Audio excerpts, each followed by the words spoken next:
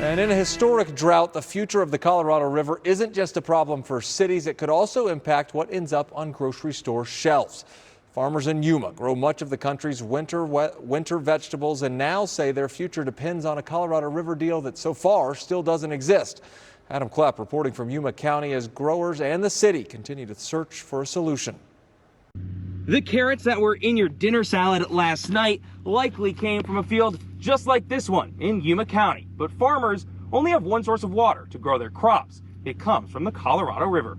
Winding into Yuma under the city's historic ocean-to-ocean bridge, Colorado River water is taken to farms across the county through a huge canal system. Yuma is special. It is kind of unique. Matt McGuire is a Yuma farmer and the 2023 American Vegetable Grower Magazine Achievement Award winner. I think there's about 210,000 acres here in all the greater Yuma area, and 170,000 of those all in vegetables. That's why Yuma is known as the winter lettuce capital of the world. The city at one time even dropped a head of iceberg lettuce to ring in the new year. More than likely, if you're eating a leafy green, you're eating something that came from Yuma right now. But staying the lettuce capital of the world depends on keeping that water flowing. And we might have a complete disaster along the river.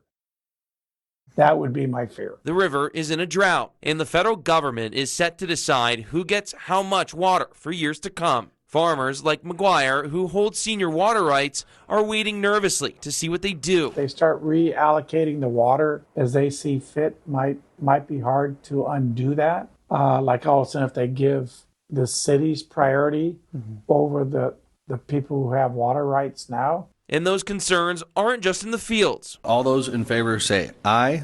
Aye. They're also at City Hall. Mayor Doug Nichols and the City Council sent in formal comments to the federal government, asking them to protect Yuma's senior water rights. It is very frustrating. We're here nearly the 11th hour, and the process could have been taken care of by the states, but wasn't. Mayor Nichols says less water coming to Yuma wouldn't just impact farms. It also hurts power generation and the river's ecosystem. So it's not just water. There's other things that we depend upon every day that are really at risk with this conversation. Even with senior rights, the city and farmers say they've invested in conservation and learned to grow more with less. What we're not saying is, we want all our water, you guys figure it out. We're not isolating ourselves.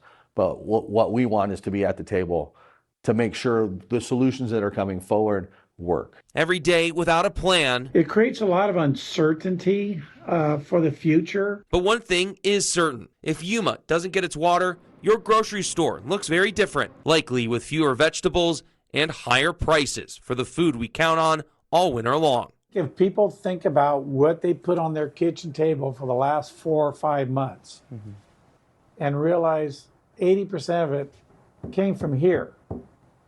And think about if we don't have water and we don't farm, take those things off the dinner table for off and on for most of the winter. And that's why we need Yuma.